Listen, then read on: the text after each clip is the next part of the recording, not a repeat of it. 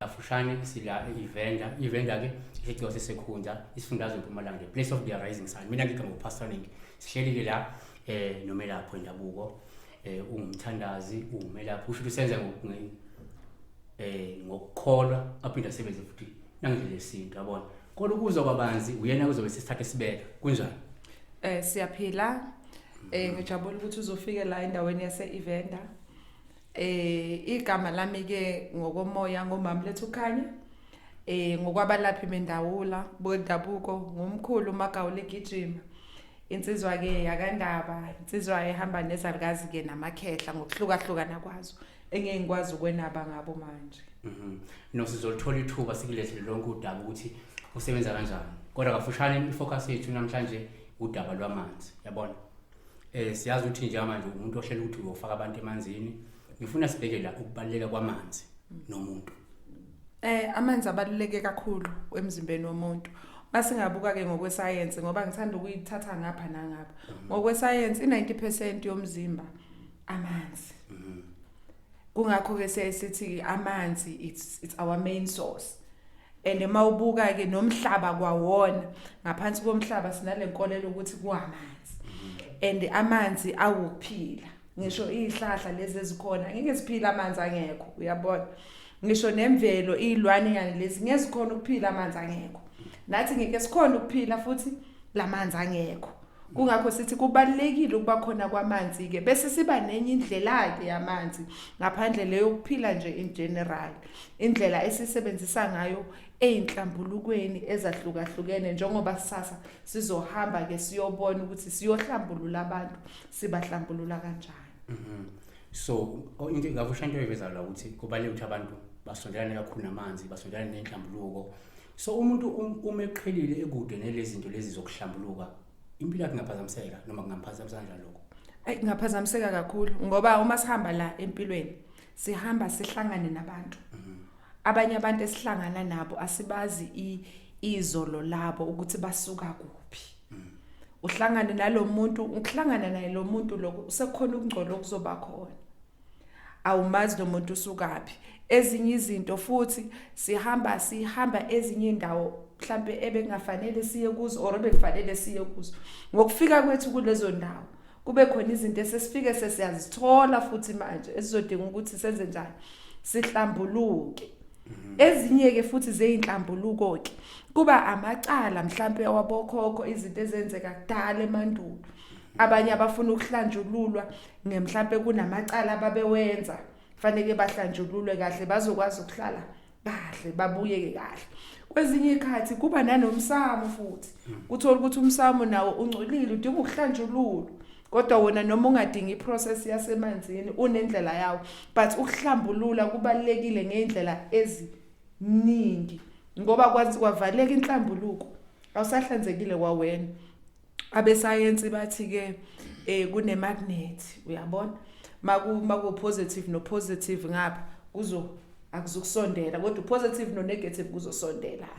Manje mawumuntu wena ke ongcolile ngapha uphethe ukungcola ufuna ukuthola izinto ezinhle izaba khona ibalance la pastor. Angiboni kanjalo. Manje kubalekile ukuze ngireceive lokho kukhanya nami bangihlambuluke phela ngibe clean ngizokhona ukubona lezi zinto eziukhanya nezinhlanhla ezizovela. Uqalile ukuhlambulula abantu. Ukuhlambulula abantu mangikhumbula kahle ngaqala ngo2021. Yebo. So far labantu osobagezile mhlawumbe ithi feedback are they happy into zabo hamba kahle? Ay ba happy kakhulu. In fact mangiqala kakhulu ngezinto zenhlambuluko strictly ngihlambulula labantu ababe nenkinga zomsebenzi kakhulu. Ukuthi angikhona ukuthola umsebenzi ngisabathe ngiyazama sengenzelwe konke ekhaya sahamba sawuphaphatha bengidila kakhulu nomsebenzi kwaya ke kwase kwanda ke ukuthi okay sengingageza ngalokho nakhona futhi uqhubeka kwami ukugeza ngihlale ngivulelwa abantu abadala ukuthi sewungenza ke lokhu manje sewungenza lokhu usebenzise lokhu kanjalo. Njoba uqala ngo2021 2021 yeah. 2021 so akekho umuntu okule 20 kule minyaka lemithathu mhlawumbe leya emini ngicabanga oke wabuya wathi mina ngageza kodwa izinto zami sisemnyama akwazi ukubhekana nento enjalo uma ukwabana nayo wayisolva kanjani the only issue engingaba nayo kunomuntu okwaba ne delay kunentombazane engangisebenza la originally yaseThekwini kodwa beyihlala ngala okwakhe kwangimangaza ngoba umuntu bekethanga ngena ngahlanjululwa ageze kuyothi kuphela inyanga kube sekuthola ipositive feedback but eyakhe kwaba inkinga because kwazi kwaphela mhlambe about 6 months engawuthola umsebenzi elokhu ebuya kanti indaba kwakufanele kuze kusuka umama yakhe le eThekwini eze ngizokhuluma naye because kwakufanele nje yena uma wakhe ukwenza kakhulu izinto zenkonzo kwakufanele uma wakhe ahambe nje emsamo akhulume nogogo ugogo yena okwakuyena owayekade phethe inhlanhla lezele lakhaya futhi owembethe lo mntwana ngoba ngokuzaleka kwakhe umbethwe ilesalkazi so kwakufanele kulungiswe le ndaba ke bese umsebenzi uyaqonda so it's not always ukuthi umuntu masimgezile 100% uzowuthola same time omunye kuyenzeka njengale case ebengibala manje so lento eveza kafushane la iveza lokuthi unabantu ongenzeka usolumelaphi nje manje umelaphi othile wangilapha wangigeza kodwa into zami sisemnyama asolumelaphi kanti lento imbambe emsamo kunezinto nje ufuna ayilungise lapha emsamo nabakuba abaphilayo kuze akwazi ukuphuma nedalo ushuthi injalo namanye amazwi abantu abangathi izinto zabangalunganga asolumelaphi akakabuka ukuthi emsamo edalo zakhe imihamba kanjani lokho kunjalo pastor ngoba yonke into iqala emsamo singageza namhlanje nakusasa kodwa izinto mazingalungile kahle emsamo kuzovuleka isikhashana esincane emva kwaloko kuphinde kuvaleke futhi mawukade unenhlanhla kodwa nje umsamo ngiyithi iyona ngithi yayo yonke so ukuthole kanjani ukuthi lento ibambe emsamo wabe senibuyela phansi nhlala phansi uyamhlolela mhlawumbe kukhulume umoya manje kukhulume idlozi ukuthi hayi nayi la sala khona noma hayi wahamba wahlola yena sami komunye wabese kuthi hayi mani isala lapho kwezakala cha pastor into yangisiza kakhulu yebo pastor kunjalo wabe sengilethela amaphupho ukuthi manje uphupha kwenzeka kanje ngathi ngase ngimbuza ukuthi hayi uphu mama ake ungilethele yena akezelanga phakathi wafika umama vele wathi safika nje ehleli ngimbuka ngathi hayi mama kunendaba kanje ekufanele ngabe siyayilungisela umntwana noma ephushweni yayingavelanga ukuthi kwakuvela umphushweni ukuthi akubizwe umama impendulo ngizosithola ngokufika komzali wakhe so kwathi ngokufika komzali kwakhathi izinto zikhona ukulunga ke abantu bendawo baningi kakhulu abantu bayakhala baningi sebahambile balapha nawo umwela bendabuko bakwethemba kanjani abantu ukuthi bangeza kuwe ikubo bathembisa bona hayi mina okwami okokuqala mawufika uza la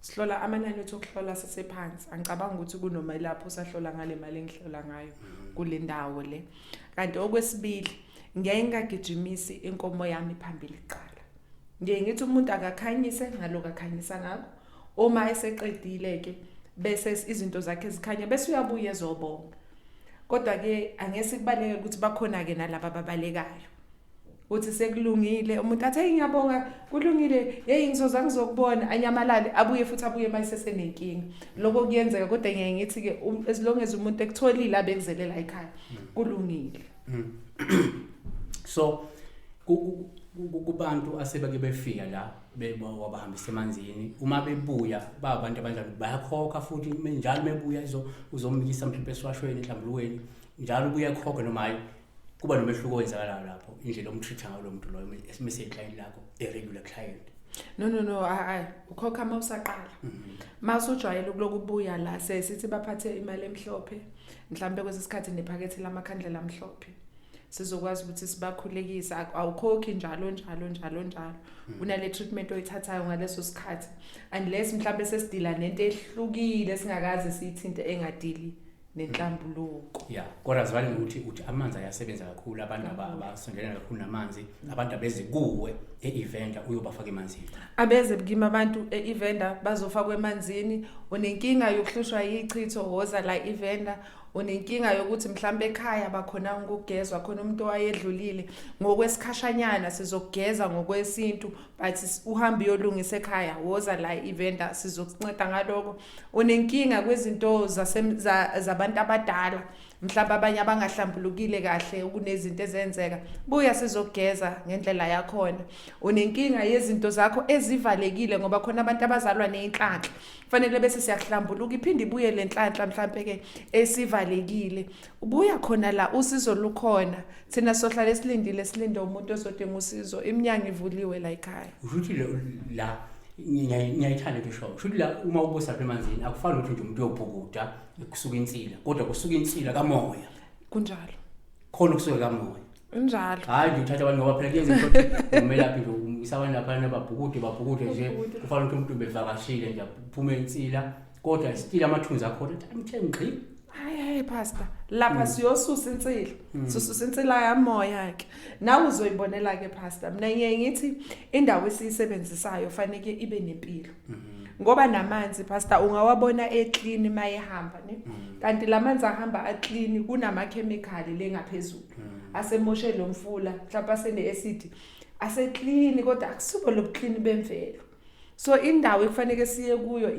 indawo esizobona imvelo ukuthi sakhona ukuphila lapha nathi ke njoba siyabantu bemvelo sizobona ukuthi sizokuthola ukuphila lapha asivale ngelithi sesiyavala ngithi yabo sivale ngelithi uneziziba sakho lafaka nabantu noma njalo kunomfulo ngoba phela abantu baneziziba zabo bathi hayi lapha kuneziziba kunento yami ehlala lapha lo yamfulela bese ngifaka abantu khona wena isima kanje into yakho cha mina anginayo into yami anginaso isiziba sami because nginokubafaka la kule ndawo nginendawo ezintathu enginokubafaka kuyo ngesinye isikhathi ke kusho umoya ukuthi hayi laba bafanele bahanjiswe endaweni ethile kodwa anginayo indawo yami specific ngithi hayi le yami ungangithatha noma ungise kumuphi umfula pastor mangikhulekile masikhulekile sazila ngizongena kulo mfula sigeza abantu bathi hayi wakho cha anginawo